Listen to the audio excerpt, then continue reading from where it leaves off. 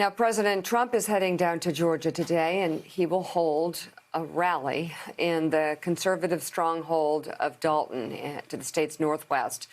More than 3 million Georgians have already voted in the runoff. That is nearly 39% of all registered Georgia voters, and shatters the previous total turnout in a Georgia runoff set in 2008, when 2.1 million people participated. Joining us now, political reporter for the Atlanta Journal-Constitution, Greg Bluestein. Greg, what does that very, very high number of early voting indicate, if anything?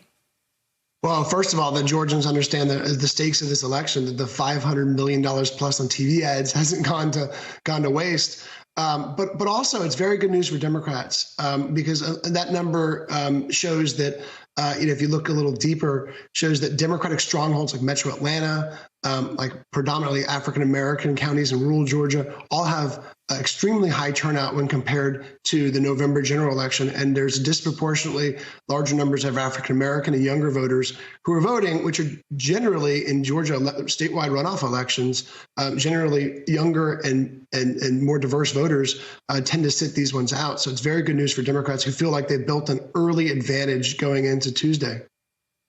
So, Greg, I was born in the suburbs of Atlanta, which is really it's the heart of, obviously, of the battleground for Georgia.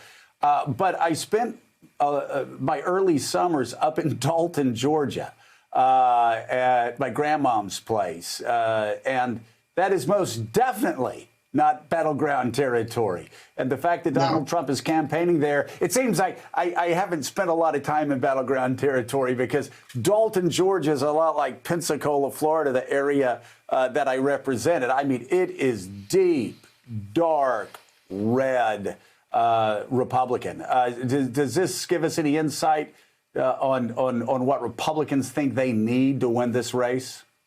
Yeah, I mean, this is a turnout election. And so just like his last visit was to Valdosta, another red area, this is to one of the most conservative areas in Georgia, and an area where it's lagging behind in early voting turnout. It is one of the lowest performing parts of the state. And that's exactly right. He's not trying to go and, convince unpersuaded voters, undecided voters. He is going to the heart of the Republican territory in Georgia, one of the most conservative congressional districts in the nation. Is represented by Marjorie Taylor Greene, who just won an open seat by allying herself to Donald Trump at every corner.